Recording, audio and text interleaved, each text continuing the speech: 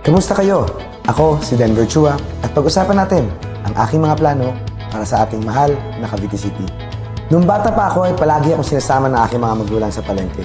Dito kami namimili ng aming mga pagkain, damit at laruan.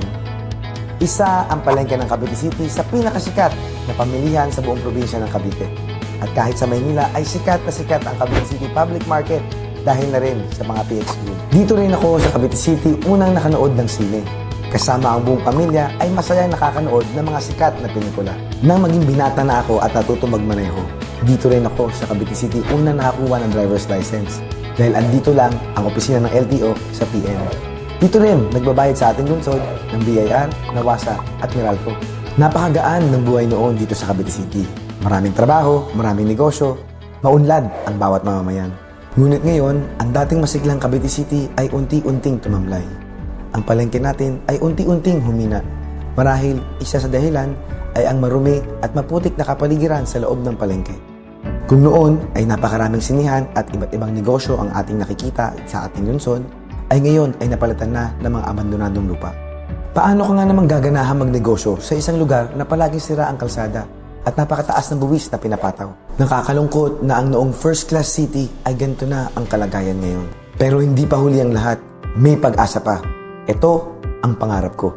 Isang city hospital na libre para sa lahat. Libreng gamot, libreng panganganak, at libreng dialysis. Isang makabagong palengke na malinis, maayos, at affordable para sa ating mga negosyante.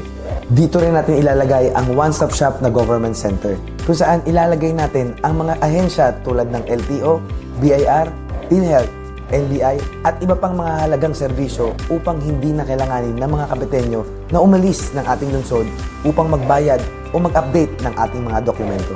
Pag maraming tao, maraming kita. Pag maraming kita, marami ang mamumuhunan at muling uunlad ang ating syudad.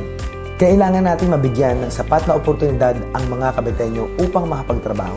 Kaya gagawa tayo ng isang Export Processing Zone or EPSA dito mismo sa Cavite City na magbibigay ng libo-libong trabaho sa mga Kabitenyo. Parang ginawa nila sa Subic at sa Clark kung saan kinonvert nila ang noong military base na isang eco-zone kaya patuloy ang pag-unlad ng kanilang lugar. Maglalagay rin tayo ng mga call centers o BPO para hindi na lumayo ang ating mga kababayan na nagkatrabaho sa Maynila. Isipin mo na lang kung gaano kakumbinyente na hindi mo na kailangan lumabas ng ating lugar para maghanap buhay. Dahil dito mismo sa ating lungsod ay libo-libong trabaho na ang naghihintay sa bawat Kabitenyo. More jobs means more income. More income means more purchasing power. More purchasing power means more business. Kaya siguradong sigurado na ang pag-unlad ng ating mahal na lungsod. Samahan niyo ako mga Kabitenyo para sa isang bagong umagang parating para sa isang bagong Cavite City.